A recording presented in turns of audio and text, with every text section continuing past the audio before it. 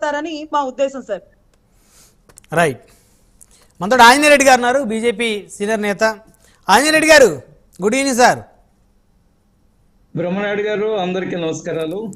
So మనం బాగున్నప్పుడే అందరూ మన చుట్టూ చేరతారు, మన కష్టాలు ఉన్నప్పుడు బంధువులు కూడా మనం పలకరించరు అనేది ఎంత నిజమో. ఈరోజు జగన్మోహన్ రెడ్డి గారు ఆయన ముఖ్యమంత్రిగా ఉన్నప్పుడు ఆయన మెప్పు పొందడం కోసం ప్రతిపక్ష నాయకుల్ని, ప్రతిపక్ష పార్టీల అధినేతల్ని చీల్చి చెండాడారు మాటలతోటి. వారందరూ కూడా ఇప్పుడు ఎక్కడ కనపట్టలేదు. వైసీపీలో బడా నేతలుగా చెప్పుకున్న నేతలు ఎవ్వరూ కూడా కనపడేటువంటి పరిస్థితే లేకుండా పోయింది. ఎందుకని సార్? బ్రహ్మనాయుడు గారు, మనం పాత సామెత మనకు ఒకటి ఉంది, బెల్లం చుట్టూ ఈగలు ముసురుతాయి, చెమలు జాగ్రత్త, ఈగలు జాగ్రత్త. బెల్లం అయిపోయింది అనుకోండి, అక్కడ ఏమీ చారు. ఇప్పుడు పరిస్థితి వైసీపీ పరిస్థితి అదే కదా. మీరు పెట్టిన ప్రోమోలోనో ఏదో మీరు చెప్పింది, మళ్ళా తిరిగి ఎవరి వ్యాపారాలు వాళ్ళు చేసుకుంటున్నారు అన్నారు. అసలు వ్యాపారం చేయడానికే కదా రాజకీయాల్లోకి వచ్చింది వాళ్ళు. రాజకీయాలు 5 సంవత్సరాలు వ్యాపారమే కదా వాళ్ళు చేసింది. ఏ విధంగా ఆదాయం సంపాదించాలా, ఏ విధంగా ఉన్న పదవిని దుర్వినియోగం చేయాలా, ఏ విధంగా దౌర్జన్యాలు చేయాలా, ఏ విధంగా రాజకీయ కక్షలు సాధించాలా, ఏ విధంగా భూములు స్వాధీనం చేసుకోవాలా, ఏ విధంగా ఇసుక అమ్ముకోవాలా, ఏ విధంగా మద్యం అమ్ముకోవాలా, ఏ విధంగా గనులు అమ్ముకోవాలా, ఏ విధంగా మట్టి అమ్ముకోవాలా, మినరల్స్ అమ్ముకోవాలా, ఇదే కదా ఈ 5 సంవత్సరాలు చేసింది.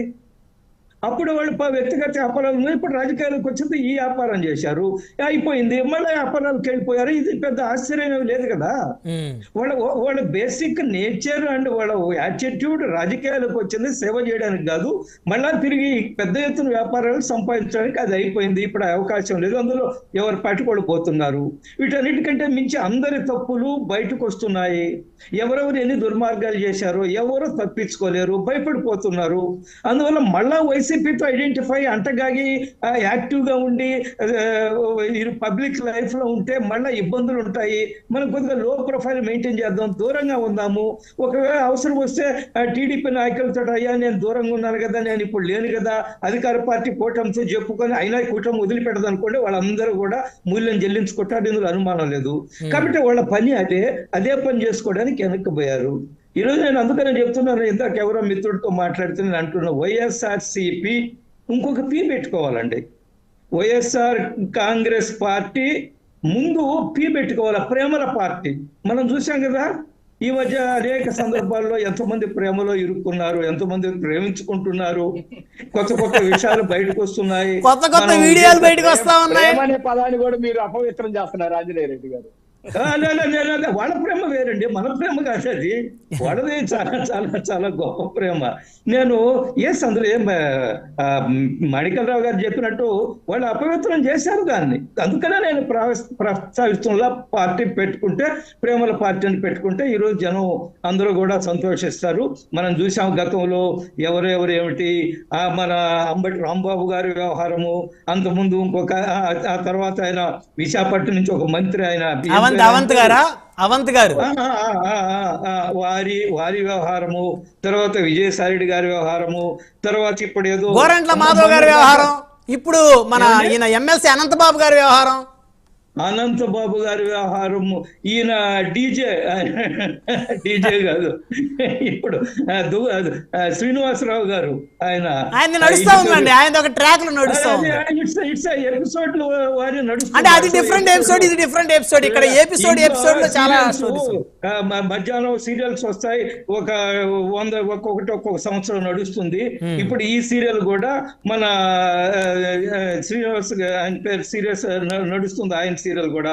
కొత్తగా ఎన్ని విషయాలు బయటకు వస్తాం మనం చూడాల్సి ఉంది, ఎవరెవరి వ్యవహారాలు బయటకు వస్తాం మనం చూడాల్సి ఉంది. కాబట్టి అందుకని నేను పార్టీ లాస్ట్ లో ఇంకొక పీ కల్పిస్తే బాగుంటుందని నేను అంటున్నాను. నేనేమంటున్నా అంటే, ఏ రాజకీయ పార్టీ అయినా సంక్షోభంలో ఉన్నప్పుడు నిలబడ్డవాడే నిజమైన నాయకుడు, నిజాయితీ నాయకుడు. మేము 2 సీట్లు వచ్చిందండి మాకు 1984లో. అందరూ అనుకున్నారు అయిపోయింది భారతీయ జనతా పార్టీ, ఇంకేముంది, ఫినిష్ అయిపోయింది. కానీ ఆ స్టేజ్ నుంచి ఎక్కడున్నాం మేము? ఈ రోజు దేశాన్ని శాసిస్తున్నారు మూడు పర్యాయాలుగా. జైళ్ళకి వెళ్ళాము, తప్పుడు కేసులు పెట్టుకున్నాం. మేము కలెక్టర్ ఆఫీసులో ధర్నా చేయడానికి పోతే ఒక ఉదాహరణ, ఒక పూల కుండి పగిలిందని 28 మీద కేసు పెట్టారు బ్రహ్మనాయుడు గారు. 3 సంవత్సరాలు తిరిగాము.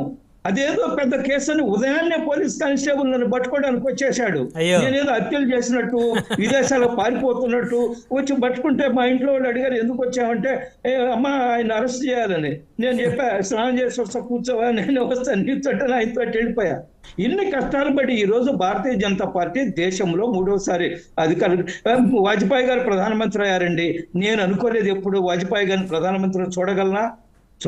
మేము ఉపన్యాసాలు అయితే ఇస్తుండేది, మేము స్లోగాన్లు ఇస్తుండేది, ఆప్కి బార్ అటల్ బిహారీ అని. మేము అయినా కానీ ఇది జరుగుద్దా, ఇది రిలీజ్ అవుతా, ఇది జరుగుతుందని మాకు అనుమానం ఉండేది. కానీ చూసాం మేము. కారణం ఏంటంటే ప్రతి కార్యకర్త ఏ రాజకీయ పార్టీ అనేది వైసీపీ పార్టీ గారి, ఈరోజు టీడీపీ పార్టీ, మాణిక్యరావు గారు ఎన్ని కష్టాలు పడ్డారు. 5 సంవత్సరాలు ఏం చూసాం. రాష్ట్రంలో కార్యకర్తలు ఎంతమంది తప్పుడు కేసులు బలయ్యారు, ఎంతమంది హత్యలకు బలయ్యారు, ఎంతమంది భూములు కోల్పోయారు, ఎంతమంది ఇళ్లు కోల్పోయారు, ఎంతమంది రాష్ట్రాన్ని వదిలిపెట్టి పక్క రాష్ట్రాలకు పోయారు. ఇది రాజకీయ పార్టీ కార్యకర్త లక్షణం ఉండాలా. ఈరోజు ఓడిపోయిన వెంటనే మా వ్యాపారాలు మేము చేసుకుంటాము వెళ్ళిపోతాం. కొంతమంది రాజకీయ పార్టీకి కూడా రాజీనామాలు చేసి వెళ్ళిపోయారు కదా. ఎమ్మెల్యేలు, మంత్రులు, చాలా మంది మంత్రులు ఈరోజు మాజీ మంత్రులు లో ప్రొఫైల్ లో ఉన్నారు. బయటకు వచ్చే కనపడి ఉద్యమాల్లో పాల్గొనే అవకాశాలు లేవు. అంటే వాళ్ళకి కాన్ఫిడెన్స్ ఉండాలి కదా ఆంజనేయ రెడ్డి గారు. ఇప్పుడు ఈ పార్టీ ఖచ్చితంగా వస్తుంది అంటే వాళ్ళు. ఒక్క నిమిషం. కాన్ఫిడెన్స్ ఎప్పుడు ఉంటుందంటే నాయకుడు కాన్ఫిడెంట్ గా ఉన్నప్పుడు, నాయకుడు సరైన సమయంలో స్పందించినప్పుడు, నాయకుడి యొక్క యాటిట్యూడ్, ఓడిపోయిన తర్వాత నాయకుడి యొక్క వైఖరి, ఏం మాట్లాడుతున్నాడు, ఏ విధంగా ఉన్నాడు, దీని మీద ఆధారపడిన రాజకీయ పార్టీ భవిష్యత్తు ఉంటుంది. ఈ రోజు వైసీపీ నాయకుడు పరిస్థితి ఏమిటి? వారానికి 4 రోజులు బెంగళూరులో ఉంటాడు, 3 రోజులు ఇక్కడ ఉంటాడు. ఆయన దిగినప్పుడు ఎక్కేటప్పుడు కార్యకర్తలు అందరూ పోయి పొలవమని స్లోగాన్లు చెప్తారు, వెల్కమ్ చెప్తారు. మంచిదే, నాయకుడు వెల్కమ్ చెప్పుకోవచ్చు. బట్ అది కాదు కదా. మీరు 11 మంది ఎమ్మెల్యేలు ఇచ్చినంత మాత్రాన మీరు పూర్తిగా తుడిచిపెట్టుకుపోయారు అనడానికి లేదు కదా. మీ వైఖరి వల్ల తుడిచిపెట్టుకుపోయే ప్రమాదం ఉంది. ఓడిపోయిన తర్వాత మీ యొక్క యాటిట్యూడ్ వల్ల తుడిచిపెట్టుకుపోయే ప్రమాదం ఉంది. అందుకని ఈ రోజు చాలా అనుమానంగా ఉంది. నేను కూడా కొంతమంది అంటుంటే అయిపోయింది వైసీపీ పని, ఇంకా అంగడి మూసేయడం వేరు, ఎవరు ఉండరు, నేను దాన్ని ఖండించేది. రాజకీయ పార్టీ అటు ఉండదు. తిరిగి మళ్ళా జోసఫ్ కానీ ఇప్పుడు ఏమనిపిస్తుంది సార్ ఈ పరిస్థితులు చూస్తుంటే? ఇప్పుడు నాకు ఏమాత్రం నమ్ముకోలేదండి. మళ్ళీ ఇది ఒక రాజకీయ పార్టీగా నిలబడగలదు, కొనసాగుతుంది, ప్రజల్లోకి ఉంటారు, ఉద్యమాలు వస్తారు, ప్రభుత్వం చేసే తప్పులు ఎత్తి చూపగలరు. నాకు ఏమాత్రం ఎందువల్లంటే ఇప్పుడు వాళ్ళు చేసే ఉద్యమాలు వేరేగా ఉన్నాయి, అంతేనా? వేరే ఉద్యమాలు చేస్తున్నారా? నేను ఇందాక చెప్తే దాని గురించి మాట్లాడొద్దన్నారు కదా పిల్లి మాణిక్యాలరావు గారు. అది పవిత్రం ఎందుకు కాదు. అందుకనే నేను ఈ రోజు నేను ఏమంటున్నానంటే నాకు చాలా అనుమానం ఉంది. ఇది ఒక రాజకీయ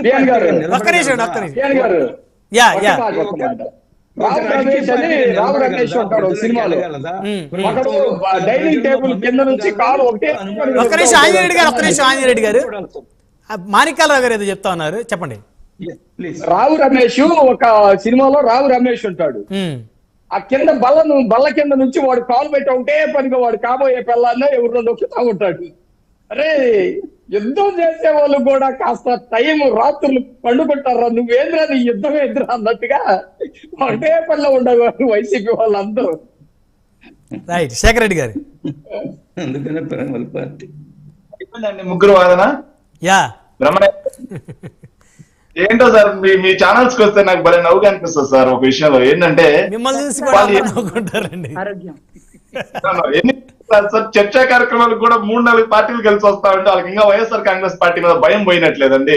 కొంచెం భయం తగ్గించుకుంటే బాగుంటుంది. ఎందుకంటే 3-4 వచ్చేసి ఓకే సార్ ఆగండి సార్ మాట్లాడినప్పుడు ఆంజనేయుడు గారు అంటే వారు ఒక్కరే ఉన్నారు కదా, ప్రతిపక్షం నుంచి వారికి అవకాశం ఇద్దాం, వారు ఏది మాట్లాడినా స్వాగతిద్దాం.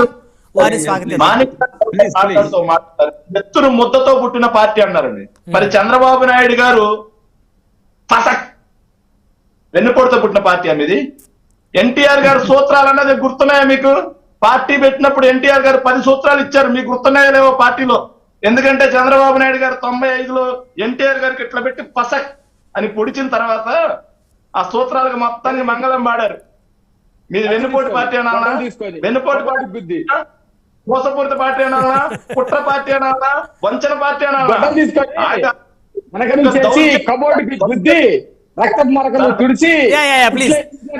నెక్స్ట్ వస్తాను మీ దగ్గరికి వస్తాను, వారికి అవకాశం ఇద్దాం, ఎందుకంటే వారు ప్రతిపక్షంలో ఉన్నారు. ఒకరే అంటే నేను కామ్ గా ఉన్న చర్చా సాంప్రదాయాన్ని Yeah, పాటించాను. yeah, yeah. Please. దయచేసి అధికారంలో ఉండాలి, ప్రెస్టేషన్ వాళ్ళకు ఉండాల్సిన పనులు ఆగమని Right, చెప్పండి. right.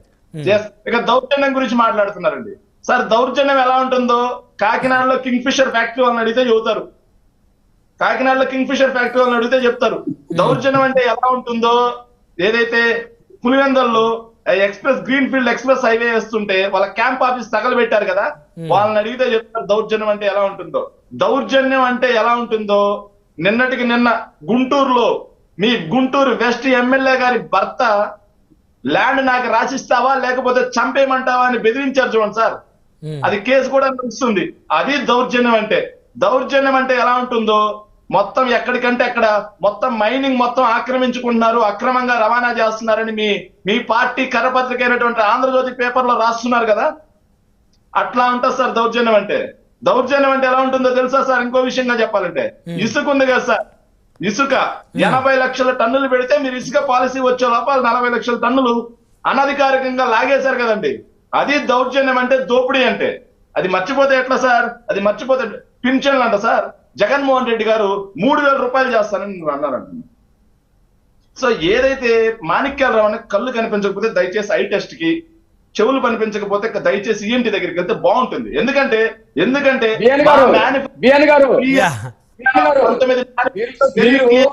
డిబేట్ సాంప్రదాయం పాటించమంటే పాటిస్తా గానీ వ్యక్తిగతంగా నాకు కళ్ళు కనపడతలేదని మాట్లాడారు అనుకో, వాడికి కళ్ళుండి కూడా ఏదో ఊరకట్ట చూస్తా మాట్లాడతారని నేను అనగలను. వద్దులేండి శేఖర్ రెడ్డి గారు, ఇద్దరు గౌరవంగా మాట్లాడుతున్నారు, వ్యక్తిగతంగా